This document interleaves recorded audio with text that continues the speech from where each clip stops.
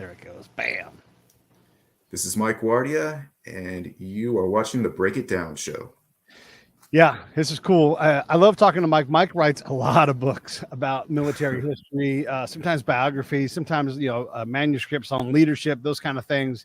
And so this latest one is real interesting, very akin to the rifle. If you guys have watched the show and you know about Andrew's book, basically he's got these firsthand accounts of what happened to different warriors in World War II, and as you note in the book write up, at least on Amazon, that 100 or so or more veterans from World War II die every day. So this history is literally dying out right now. And then quick on the heels of that is Korea.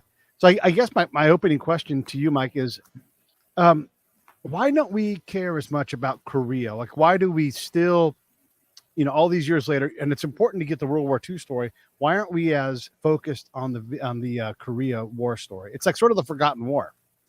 Right.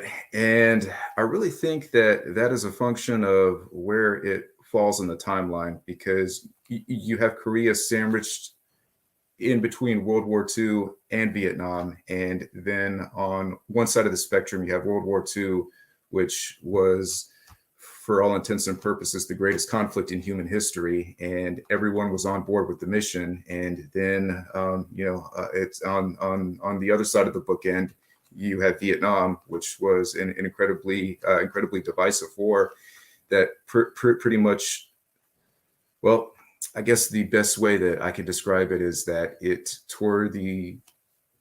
really tore the social fabric of the country apart. And, then not only was it such a controversial war, but when a lot of those veterans came back home, they were castigated and they were spat upon, and it really left a bitter taste in America's collective soul about what we had done over there.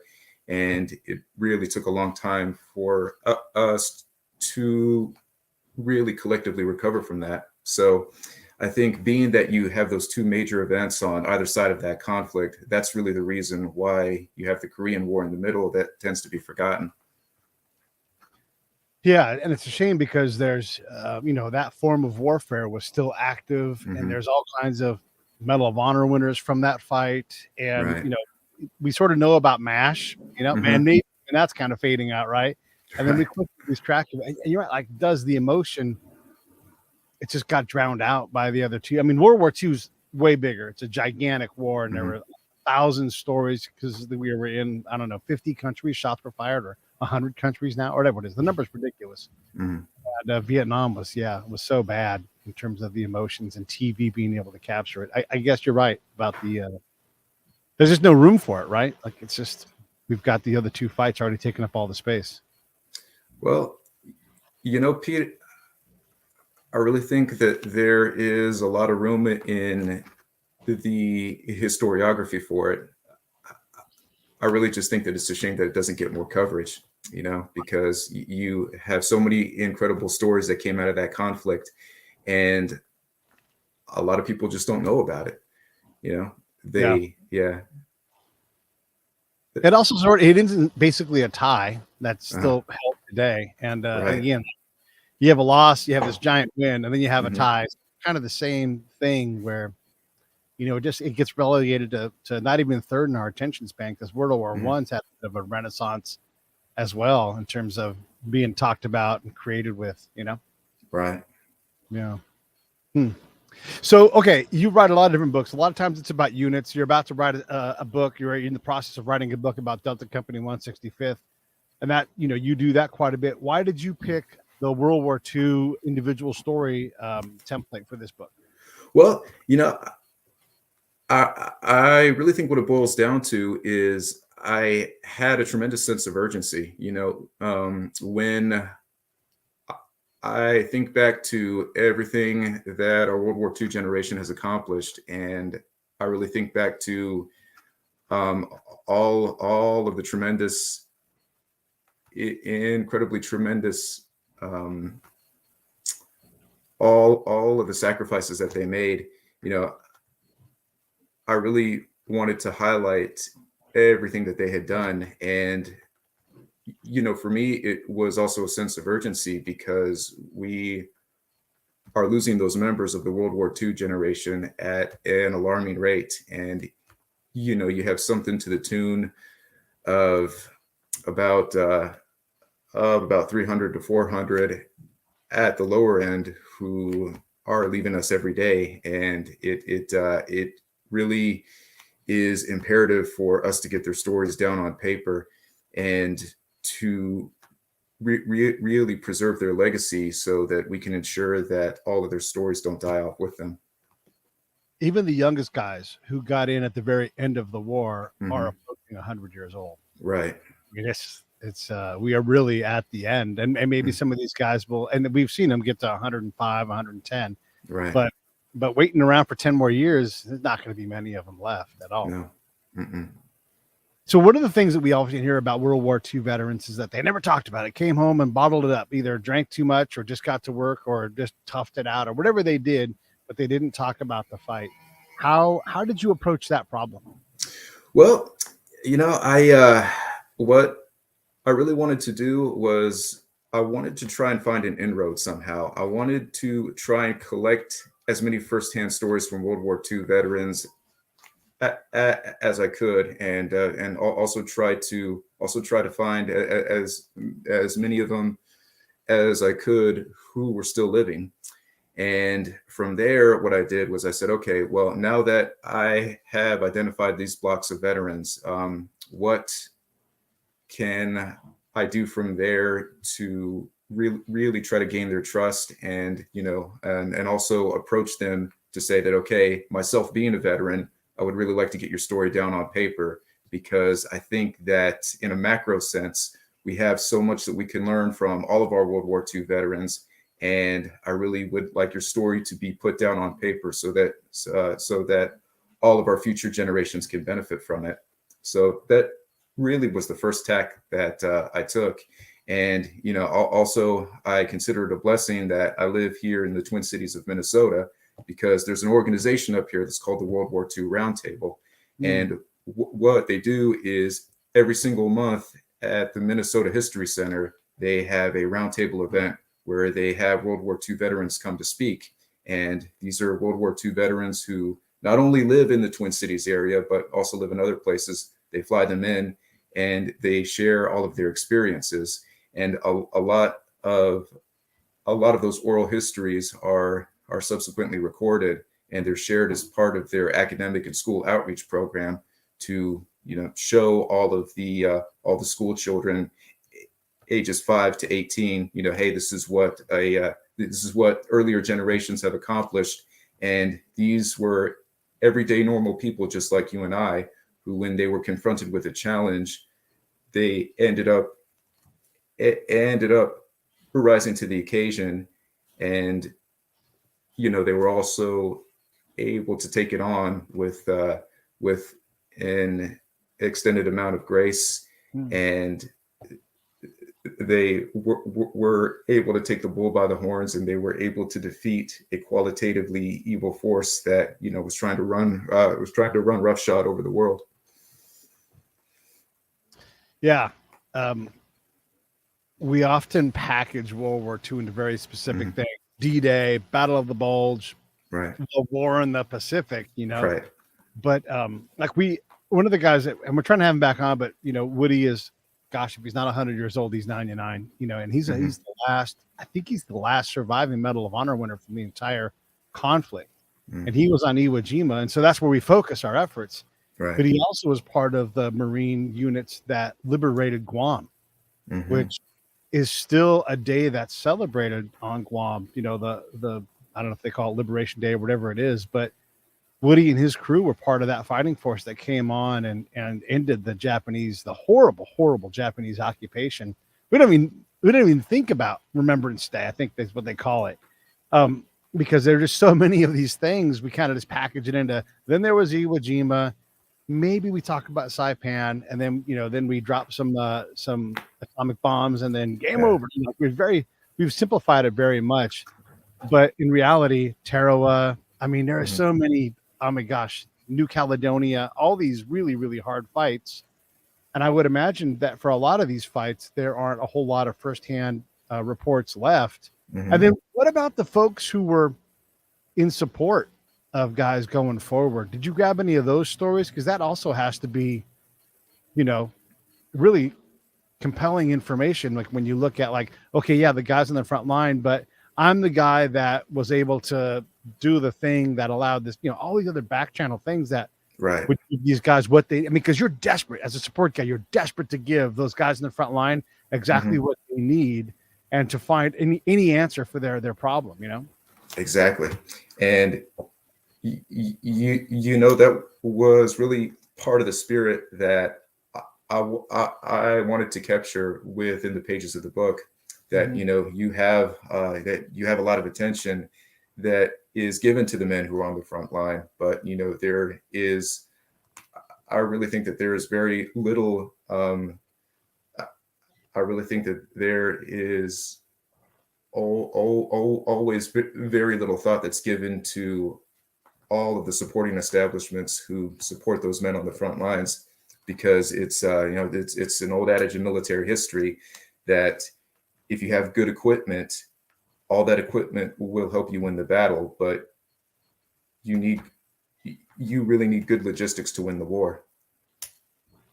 Yeah. Yeah. Did you grab any of the logistics stories at all, or are the frontline stories the bulk of the book?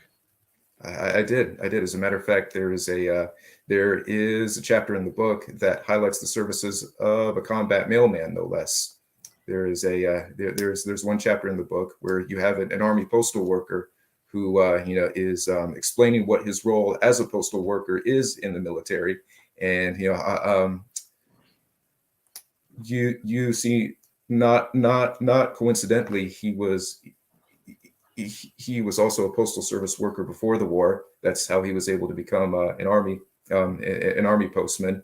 But you know, while he's describing how he's getting letters to the troops, how he's being that conduit between the troops on the front line and all their families back home, he's also telling the story of, you know, how he became a Johnny on the spot rescue operation when he was in a convoy that was going to the Philippines, and and it was the troop ship in front of him that sustained a direct hit, and he ended up pulling some wounded sailors and Marines out of the water, and bringing them on board.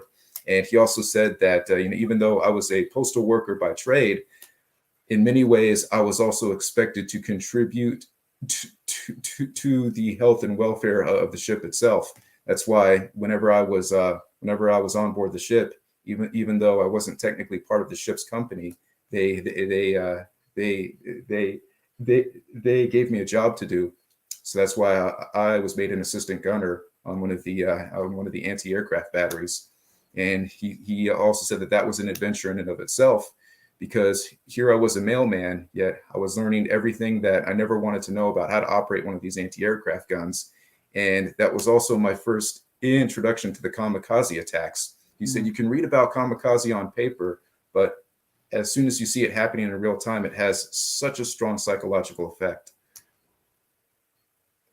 Yeah, we had a guy on the show. He was in Vietnam. He was an intel guy like me, like a collector, out in front and everything.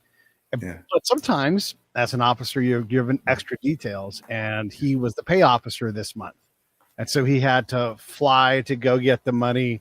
And then, you know, everything about this is hard. Like the airstrip they're going to land on isn't really built for the plane that they're on, but that is the plane that they have, and that is the airship available. And so, you know, of course, there's like the plane crash, and you know, the guy who delivers the mail, they're desperate to do their job. They're like, these guys need mail, and I'll be damned if I'm going to be afraid of this or whatever it is, you know, and they take on their own version of courage. And like you said, so many times, like, oh, by the way, you know, this horrible thing happens and I was thrown into this fight, or all of a sudden you go from being this rear action guy to being not only on the front lines, but, you know, with no real it's all chaos. And then you're in the middle of this situation trying to, you know, survive whatever it is that you're in, and then also do your part. And you can't for a moment think I'm in peril. Like, you're like, yeah, I have to at least accept this much danger, because the guys are out there every day with constant and way more danger. Absolutely. Yeah. I'm going to show you a picture. Okay. This is a picture. Apparently, this is the thought, the belief of my Uh-huh. grandfather, who Okay. found this side of my family, and he flew Hellcats in World War II, right? And Mm-hmm. he's passed on. But let me pull that picture back down now. But so that picture is, it's a press photo, but there had to be two pilots in it, and so the belief in the family is that that was him. You can kind of see his face and everything. But one of the stories that he would tell was that when they came back in, they sailed in under the Golden Gate Bridge when he was in the Navy, and so he was in his plane when this happened, and so he flew in under the Golden Gate Bridge upside down. You have Huh. all these incredible things, and like if you've just been in war and you're coming back, and you're like, what are you gonna do? Send me back to war and everything. I've done all these Right. crazy things, but there's all these nutty stories that surely Yeah. just happened. Someone maybe wrote it down on a log, or maybe they didn't. But maybe they have a living memory of it. What are the odds on confirming something like that? Like, if the ship he was on, Mm-hmm. do you think, is it possible that someone out there remembers that day and seeing crazy, Don Norton flying upside down under the bridge? Oh, sure. Yeah. I Yeah. think it's a very high probability, because what I found is it's incredibly interesting to see how each one of these veterans retain memories and, all of the collective things that stick out in their mind. Yeah. The collective memory. Mm-hmm. And even if it isn't real or you can't confirm it, it sure seems like something that, we all would be either like cheering when the guy does it or whatever. Right. I could even see a captain of the ship being like, Right. yeah, that's fine. Tomorrow that won't be okay, but today Right. it's it's Yeah, all right. I know. And it Uh, makes for some great color commentary. oh, for sure, for sure. Yeah. What what story shocked you the most of all Let's the ones? see. Let's see. I got to tell you, Pete, the one that really shocked me the most was the story about Commando Kelly. And for any of the viewers out there who are unfamiliar with that name, I'll go ahead and fill them in. So, the story about Commando Kelly is one that I really think is equal parts triumph and tragedy, Mm, because on the one hand, you had a guy who was the very first Medal of Honor to come out of the European theater. And what he did in combat was really just nothing short of amazing. I mean, right. Rambo has nothing on this guy. And if you are to take a look at any number of the photo montages that he is a part of, what you really see is like, wow, I mean, this guy has a completely unassuming appearance to him. He really doesn't look like the stereotypical Hollywood depiction of what a tough guy should be. Right. But everything that he accomplished, I mean, oh my God, it really is something that would have come out of a movie script. Yeah. And for him to hold off almost single-handedly an entire German assault force in the manner that he did, he picks up one bar rifle, he fires that until it runs out of ammunition, and then he picks up another bar rifle, fires that until it runs out of ammo. Then he picks up a bazooka, fires off a few rounds of that, and he's doing this all from the confines of a house in Italy that his unit has occupied. And he sets down one weapon, he sets it up against the bed, and of all things, that bed, it ends up catching fire, but he's completely unmoved by the flames. He's just Right. trying to deliver fires onto the enemy. Yeah. And then when he runs out of when he runs out of bazooka rounds, he takes up these mortar rounds, and he said, you know what? I don't really need a mortar tube in order to use these. He just taps it on the windowsill, which activates the charge, and then he starts throwing that out the window to the Germans. And then he goes down to the basement of the house so he can get a good line of sight to start picking off German snipers.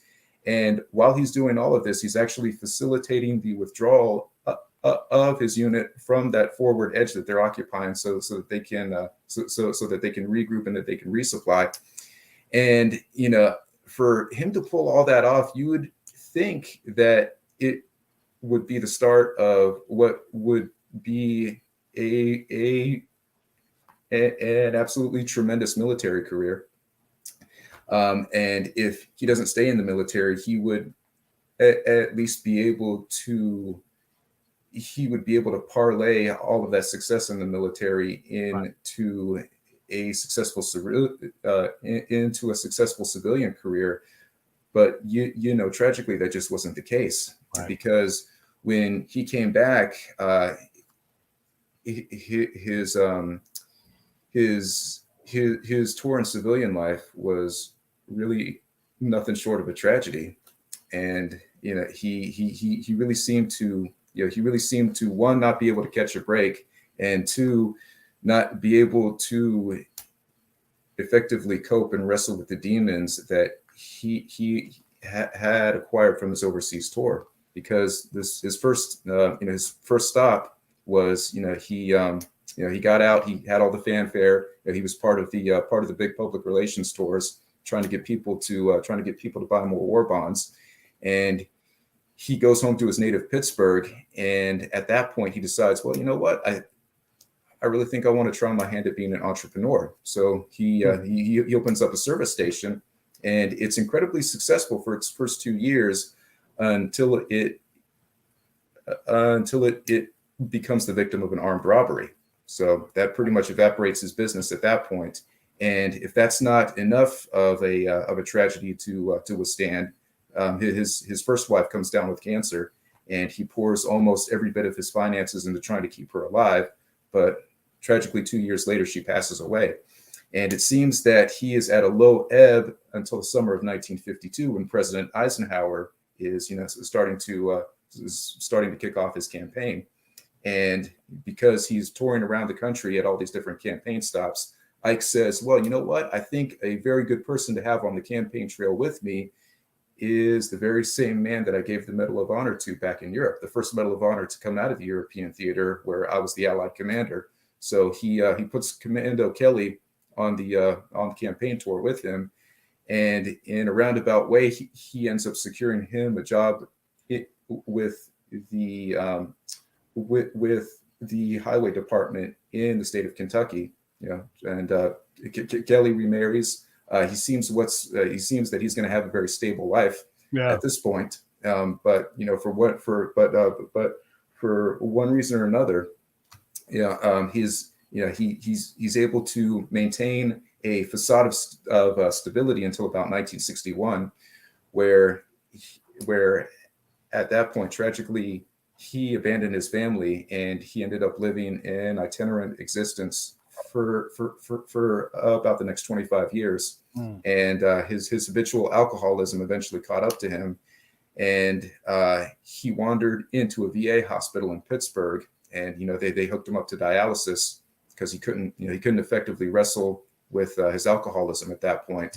But then he facilitates his own death by pulling all of his medical machines that are keeping him on dialysis, and he eventually passes away during the night in January of '85.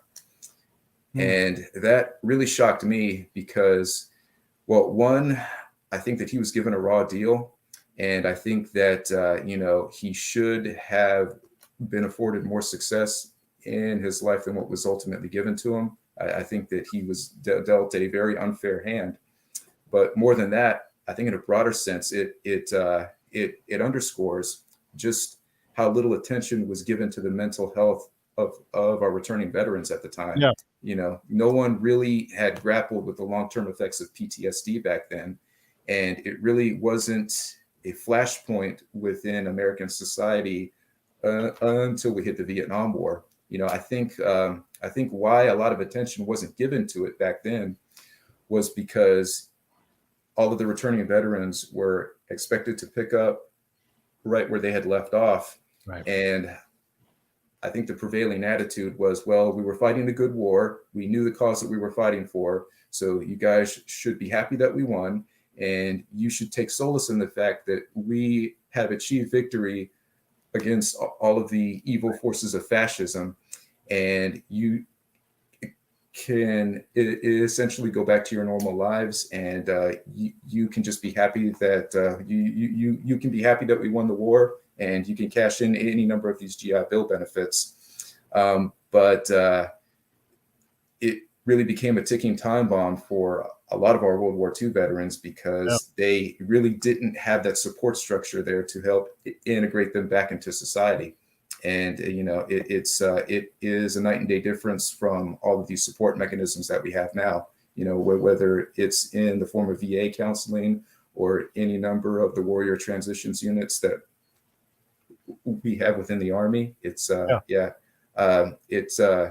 It really serves as a clarion call that, hey, heroes like this and how his story ultimately folded out, that is the exact reason why we need all of these mental health assets in place. Yeah. We should definitely take a moment here and just talk about this, because part of what I do is Save the Brave, and everybody's looking to Save the Brave. We're a charity that is trying to end veteran suicide. And then when the inevitable still happens, how do you support these families that have to soldier on, if you will, and get through these times? So how do we do that? And there's a bit of a misnomer that we think we'll say, hey, reach out. Well, I'm saying fuck that. It's on us as a community, everybody, and not just the veteran community, but people, and you reach out to all of your people that you care about. Spend time doing this. And I posted this on Facebook or on LinkedIn.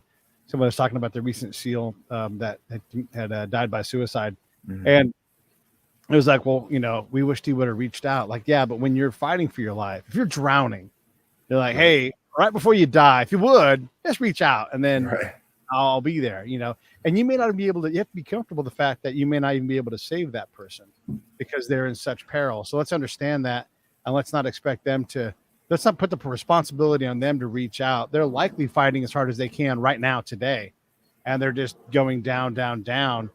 And some of those folks are able to self-arrest. I've been able to pretty much, ensure my safety indefinitely, but I felt that way where I didn't have value or whatever. And one of the things we know now through a lot of work is that there is a physical response that guys like me who have seen a lot of combat time and struggle with depression and anxiety and all these other things, there's a physical adaptation. There's a ganglion knot of nerves back here, and that's responsible for sending the chemicals into your brain that allow you to operate. And so I guess in some ways you could say, instead of this is weakness, we're just highly adaptable to danger, right? And so our body is adapted to shoot more cortisol than you would normally need, but there's no natural pruning mechanism in this case. And so you have this brain that activates all the time, and it makes you make poor decisions because you're not actually in the same level of conflict that you were before. So here's this guy, this incredible, fight. By the way, should have been a Medal of Honor, right? Hey, great job, Arcom. And you're like, oh, yeah, Arcom. Or we'll make it an Arcom with a V device. So. All right, we'll give you a V. We're going to downgrade it to, you're like, oh God. There's so many of those stories too. But yeah, if he gets the Medal of Honor, he's part of that club. And I'm not saying it's a guaranteed income for the rest of your life, but you've got this ability to go out and market yourself and be something and have some kind of stability with being in that community. So you don't get into that. You're just the next guy in line. Hey, good job. There's your Arcom with the V device. Go home. See you later. And hey, don't forget the GI Bill, So we all as a community don't put it on the person who's suffering. If you've got cancer, hey, you got cancer at stage 4, you may or may not make it. Let me know when you need help.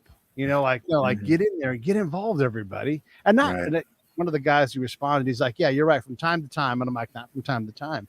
It has to be constant. You have to always be thinking how do we care for one another? And way before they get into trouble, get involved, get together, have fellowship, find purpose, solve problem, whatever it is, put yourself to work on building lives and surrounding people around you that are building lives that matter and support one another. Because then when someone suffers, it's not just one person at the last second reaching out saying, I think I might die today. It's like, hey, I've gotten better because I've gotten the help. And how us veterans are, Mike, we're stubborn. We don't want to go get help. We don't want to accept the weakness. You don't want to have to go to a head shrinker or whatever. Right. But you'll sure as hell drink a bunch of creatine, take a bunch of, off the shelf supplements to make your body big and strong, and go to the gym all the time. Same attitude for your nugget. You got to go out and take care of that thing and be driven about it. Mm-hmm. Yeah. I'm going to get off my soapbox here in a second, but yeah, go ahead. Well, thank God we have all the support systems in place today. Now, right. Mm-hmm. It's such a difference. The other thing, so, and I should say this, I'm going to start promoting this. The annual Ride for the Brave with Save the Brave is going to happen basically the last week of July. So July 22nd, we'll take off from Temecula, and then we'll scooch across the bottom of the nation. So Temecula, El Paso, Odessa, Dallas, Houston, New Orleans, Birmingham, Alabama, Atlanta, and then Charleston. So here's the way you can get involved. One, you can just go to savethebrave.org and you can donate there. And we're going to put that money to work trying to help save veterans. Two, you can come out and meet us on the ride. Three, if you want to ride, sign up.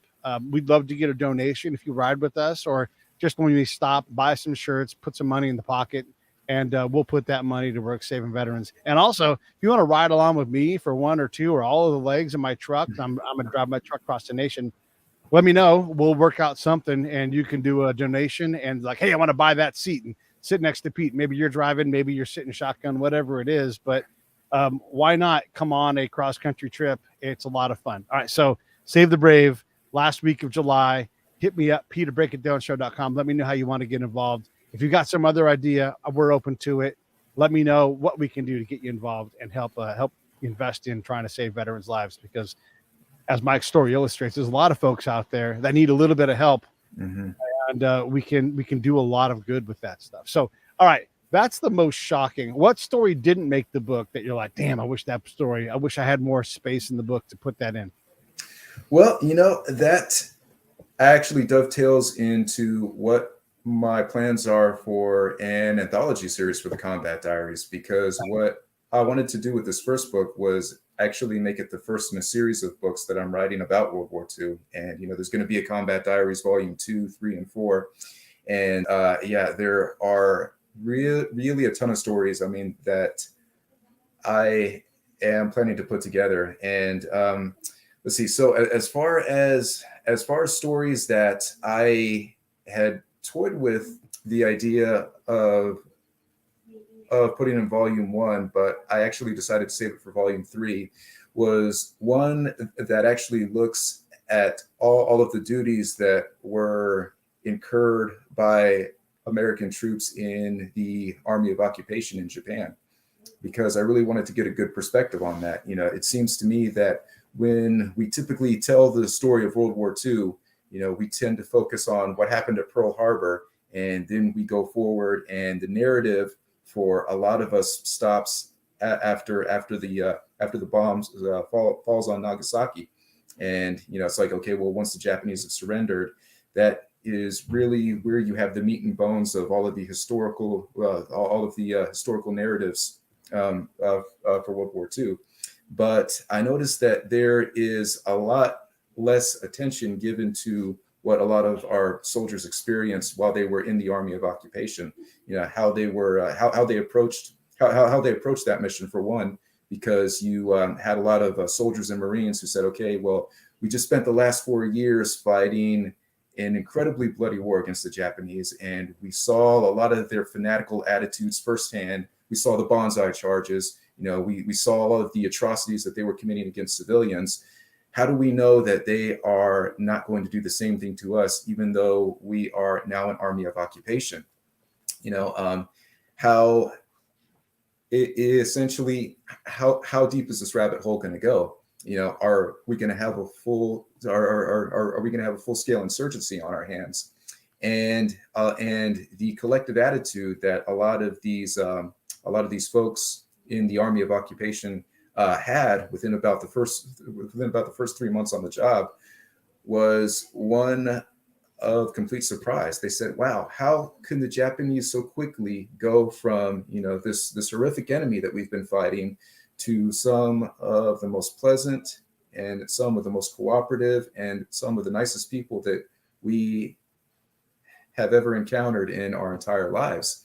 And it for a lot of them, it actually begged the question. It's like, what, were we fighting two different enemies? Are these two different people? Is the Japanese soldier a night and day difference from his civilian counterpart?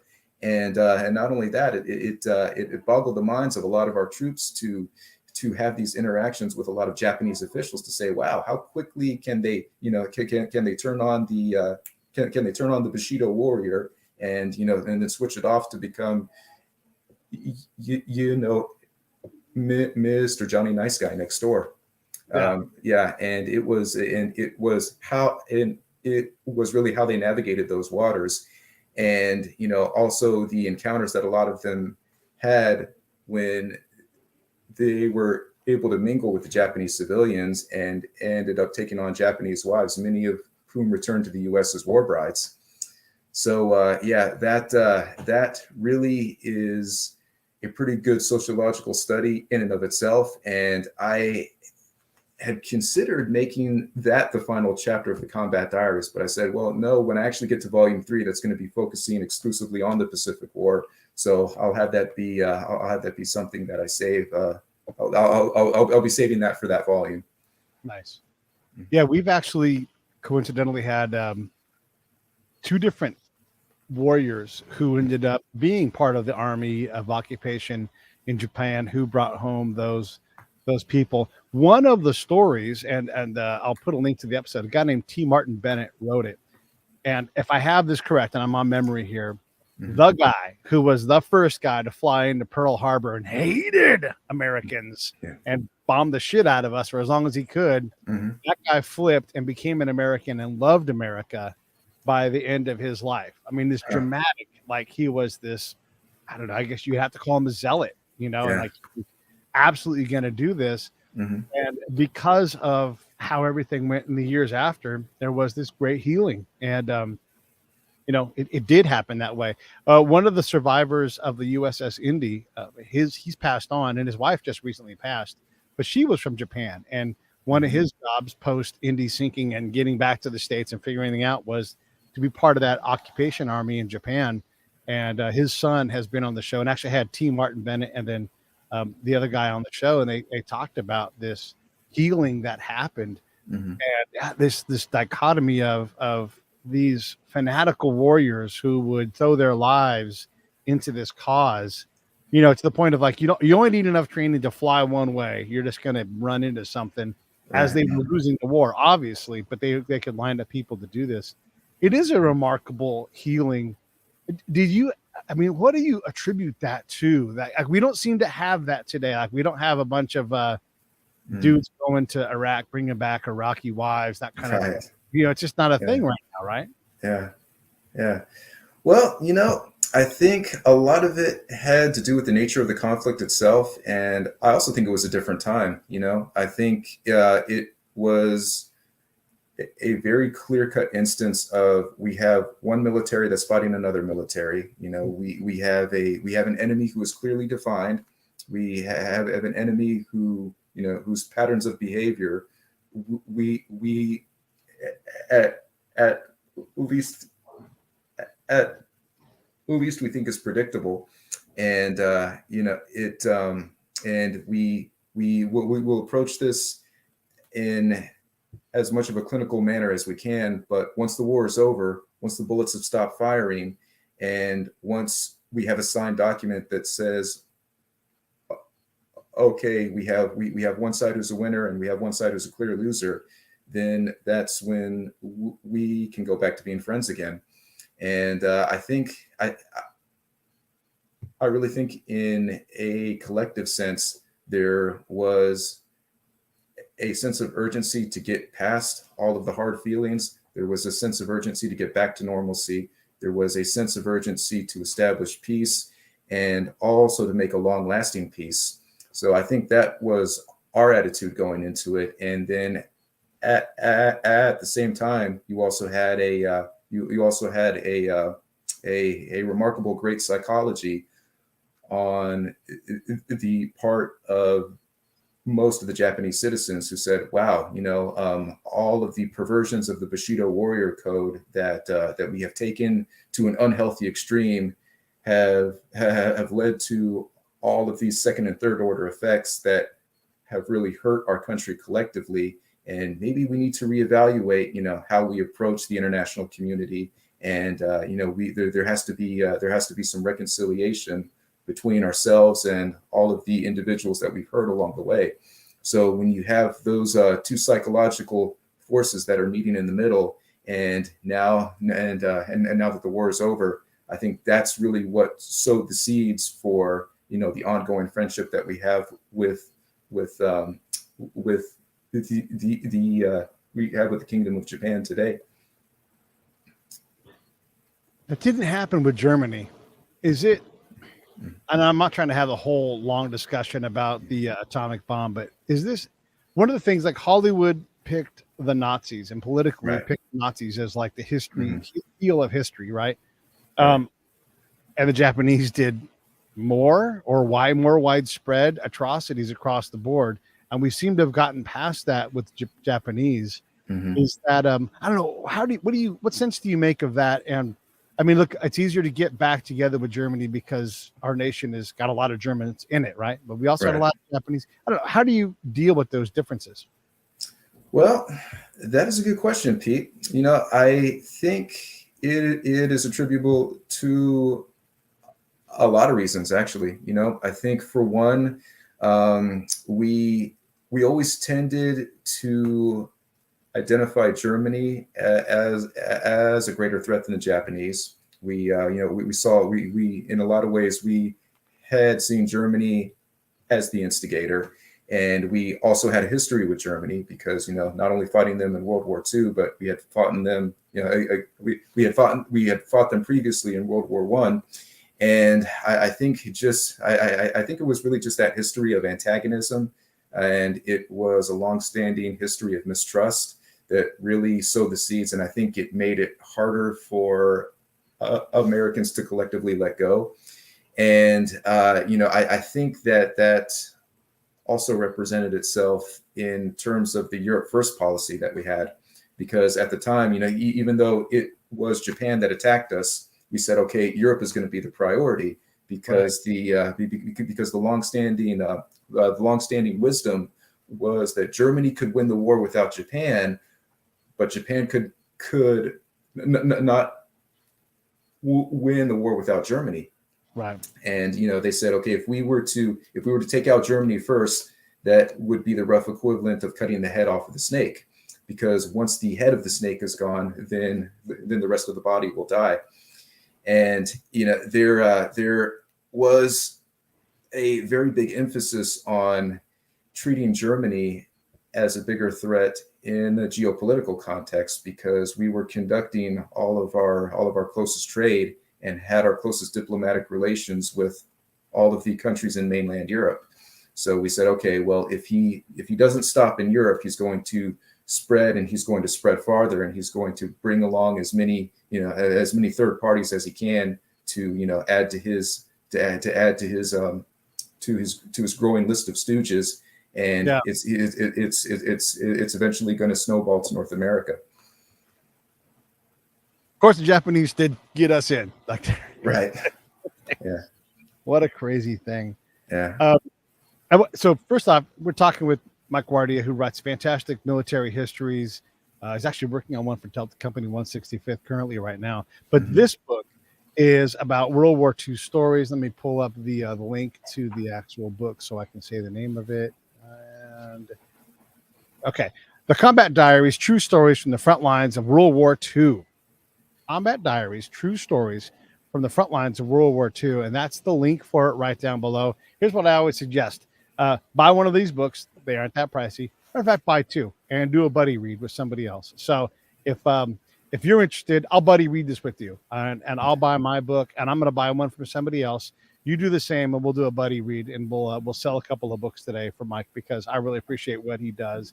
And look, he cranks out, I don't know, what do you do? Three books, 4 books a year? It seems like you're always cranking these things out. I try to do about 2 to 3 books a year. Yeah. It's fast. I mean, this guy works hard, and right now he's working on this Delta Company book. It's the only thing I'm good at. So you always say that, and yet it might be true. No, come on, you're a good dad. I always see pictures of you with your kids, and there's a lot of love to be a good dad as well.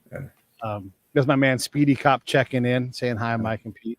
and also Sebastian is also checking in and saying, "Hey, um, how do you pick a story?" I mean, I talked you into doing this Delta Right. Company, and I think it's a great story, but you don't Mhm. always have me pushing a story on you. You must get angles. You must look and find Yeah. things. How do you decide? Well, in a lot of ways, really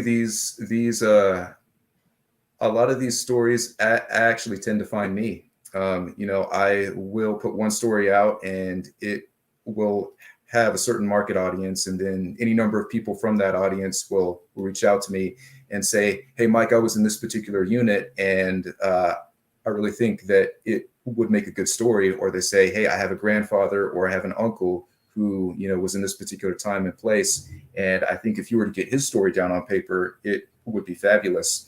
Or I will be given a presentation somewhere, and someone will say, "Well, hey, I know you wrote about this guy, but he was friends, or he was business associates, or he was a colleague of this other fellow right here.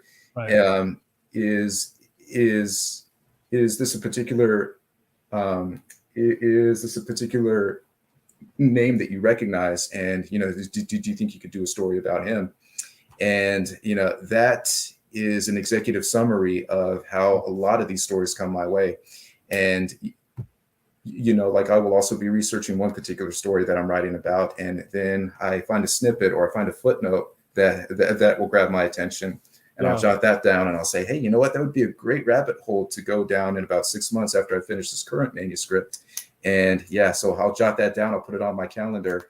And then I start diving into that. Then I will start diving into that, and it cascades into an entirely new project. So I'm always on the lookout, and I've found that audience feedback is a great way for me to zero in on new stories. What do the people ask? When people talk to me about the show, like, "What's your favorite episode?" And I'm like, "Jesus Christ, there's 1,300 of them." I can't even remember all the episodes. Right? There's been so many, and yet there's a lot of clarity on a lot of them, which is pretty amazing. When you look at your work, which book are you the most proud of? Is it like, "Oh, it's the one I'm working on now because I can't focus on the old ones"? But when you have a chance, like you did, you've done a lot of stuff with real live interviews with some legends. I mean, some true. Did you interview Sergeant Major Plumley? You did, right? For all of those things? I actually did not. He passed away, I think, about 6 months or so into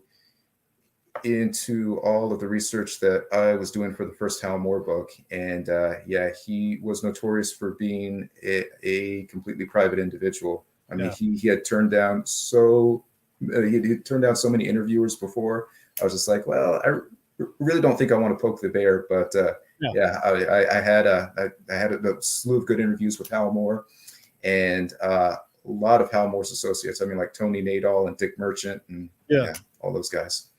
Which style of book do you like the best? Do you like the biographies better, or the histories, or like the leadership-driven books that you've done? Which one strikes your fancy the best? I think I tend to gravitate more towards the biographical stories because, I'm telling the story of an individual, and throughout the broader course of that narrative, I'm able to find any number of things within their lives that is able to make them as relatable as they can be to any number of readers out there. I mean, when I dive deeper than just looking at the surface of what all their career accomplishments were, I get to dive in deep, and I say, okay, well, here is what really made this person tick. Here were some hobbies that they had on the side, and here are all of the things that they held incredibly near and dear to them, and what actually it influenced them and their families to take the paths that they did. Yeah. It's a neat job that you've got. You get to gather a lot of information about a lot of different eras of the military. Obviously, you're picking up wisdom from this and some knowledge. How does all this stuff fit together in your head right now? Like when you look at when you look forward at fights, especially like when we watch and Russia just get, I mean, absolutely. Look, Russia may or may not win that fight, but it sure as hell has been expensive in terms of, you know, men, women, material, all that kind of stuff. How do you put all this stuff together now that you've written all of these different books? Well, I think the biggest thing that ties it all together is really a recognition of how much of a human element is present within any wartime operation. You know, I think it's a very stark reminder that war in and of itself is never going to be a truly clinical pursuit. That, you know, that when we look at a lot of the traditional histories of war as they've been written, they have almost been written from a clinical approach, and it actually takes a parochial tone in a matter of speaking to say that, okay, it is a description of all of the maneuvers that were conducted, and here are the body counts, and here are the tactics, and you know, here are all of the official communiques that were passed back and forth amongst all the different actors. Right. But you know, when you really commit yourself to diving deep into a narrative, and when you really commit yourself to telling the story from the perspective of those who were there to see it in real time, that's really how you get that incredibly rich human dimension there. And that really is what makes for the best story, I think. And, you know, all of the different events, and, you know, all of the different pieces of equipment, and all of the persons that I've written about, it's always that human element that ties it all together. And I think that if more histories were written with that kind of a mindset, and if more of them were written with that approach, that you know, history, I think, in a broader sense, would have a wider fan base, and it would have a more far-reaching appeal. Yeah, that appeal factor is something. There's enough appeal that you're writing these books, right? So it's there's enough folks that want to read them. And some of this stuff, to be honest, I'm reading about a tank battle in Iraq. I didn't, you know, I read a lot of different stuff because of the job that I have. But it can be interesting to when you read about, you know, this jet fighter unit, or, you know, any of Halmore or any of the things. Some of them you're going to know about them. Some of them are very specific in their history, but always fascinating whenever I read your books. Oh, well, thank you, Pete. I really appreciate that. Yeah, I mean, that is exactly what I go for in you know, every story I put together. Melissa is appreciating the subject and sending her best wishes from Chicago. You go on, Melissa. Go do it. Oh, thank you, Melissa. I'm going to wrap this up. So everybody definitely look. Here's the link to the book right here. It's also in the comments. You should see that. Just click on that. And again, buy a copy, buy 2 copies. I'm going to buy one, and I'm going to send it to a friend. So I'm going to be in Benicia. So I'm going to pick a friend of mine from hometown, and we're going to buddy read the book. So I'm going to buy 2. Why don't you guys do the same thing, and I'll buddy read with you.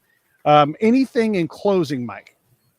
Well, to any of the viewers and listeners out there, hey, I just wanted to say thank you for stopping by. And yeah, if you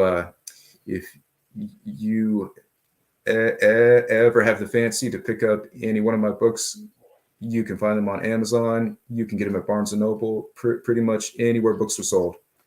Yeah. All right. Thanks a lot, everybody. Stand by for a second, Mike. It's going slow.